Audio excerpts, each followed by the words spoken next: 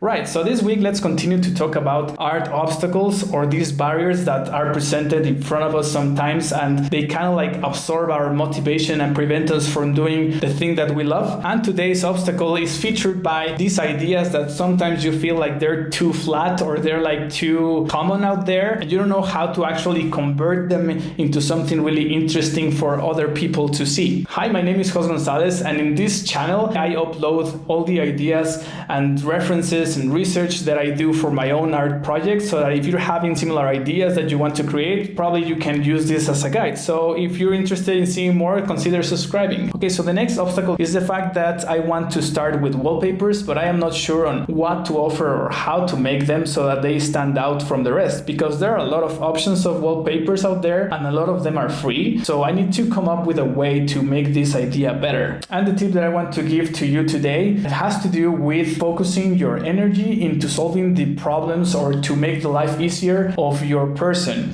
If you watched the video from 2 weeks ago, I kind of talked about that it's good for you to create one person that you want to make their life easier so that you can have a clearer idea or an easier path to do something rather than solving the needs of hundreds of people. And this is when it comes handy, because maybe if you want to do illustrations, like if you want to solve the needs for everyone that needs an illustration, then you probably need to do millions of kinds of illustrations with different styles. But if you focus, like maybe your person is a gamer, is a streamer, then maybe you want to focus your energy into solving their needs. You can do illustrations that they can use on their layout when they are streaming. So you can put all the interesting parts maybe on the edges so that they can put their game screen on the center, or maybe you can do even like the frames for their webcam, or maybe your person likes to read a lot and a certain genre of books, and these books require for you to keep record of things. So maybe you can do illustrations for bookmarks, and these bookmarks maybe can have like a section where you can write stuff in, and they are really easy for you to identify so that you can jump back into that section of the book. I don't know. In my case, my person, she is a Mac person and she likes to have minimalist images on her desktop so that she can find her folders and files really easily.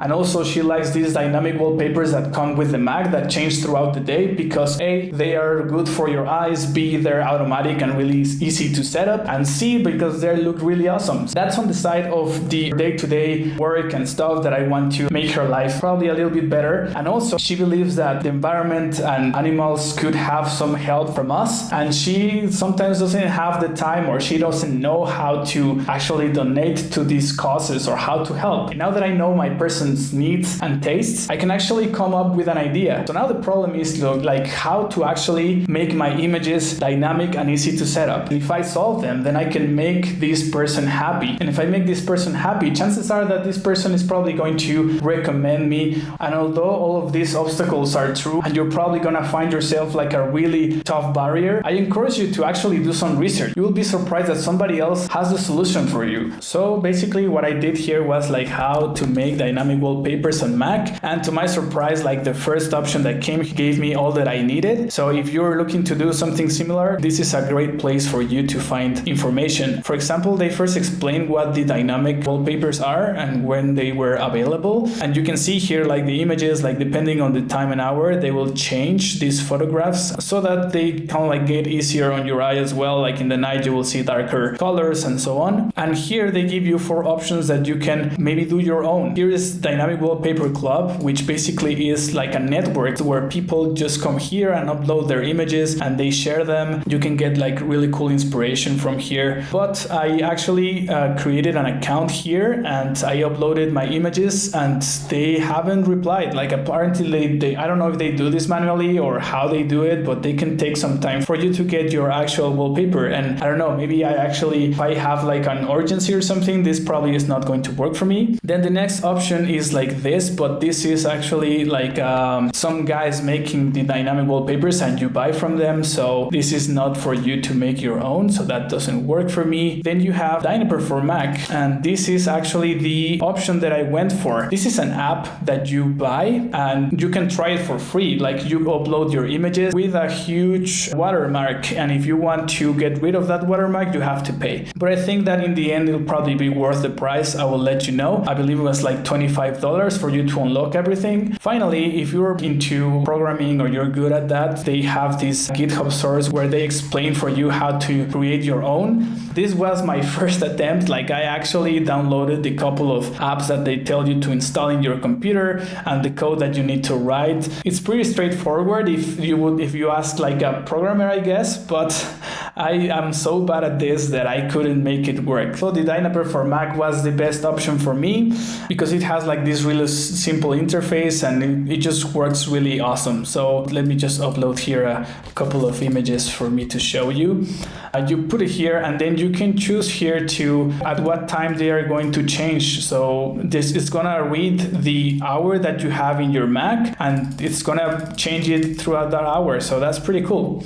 And then you just click export the file. I decided to do this bunch of gray images with different intensities for me to check if it worked, and it did. All you have to do is to set it up as a wallpaper as you would normally do in your Mac. So the answer is there, and you probably will find yourself with another obstacle. You just do your research and chances are that you're going to find something that is going to help you. Now, the next thing that I was concerned about was where to donate or where to make the donations. So I started to do some digging, and this actually took me a little bit more time, but I found that there's this site that rates charity causes. This site, which is Rewild, I find it really interesting because they have all of these causes, like you can separate with wildlands or wildlife, animals or species that are endangered. Each of them have like their own donate button, and you can see in the charity navigator, it's a legit place. So you can see here that the Rewild, it has a lot of confidence. So I think that if I show this to whoever buys from me, like they're gonna be ensured that it's actually legit. But I was also thinking that because I am just starting, probably the profit that I'm gonna have, hence the donations that I'm gonna be able to make, they're probably not gonna be really big. So maybe I will have to actually do more research into like where are local shelters around my area and actually donate some goods, document the whole thing so that people like actually know that this was used in the good of an animal. But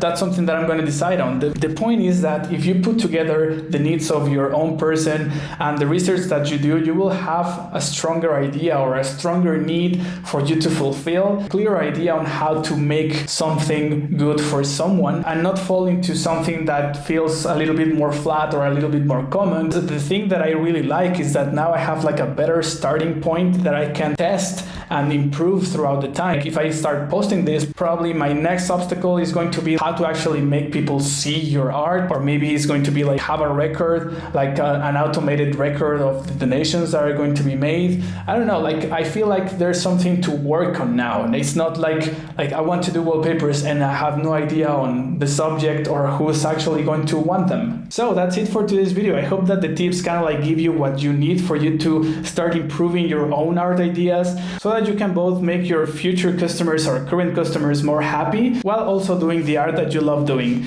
See you on the next one. Bye bye.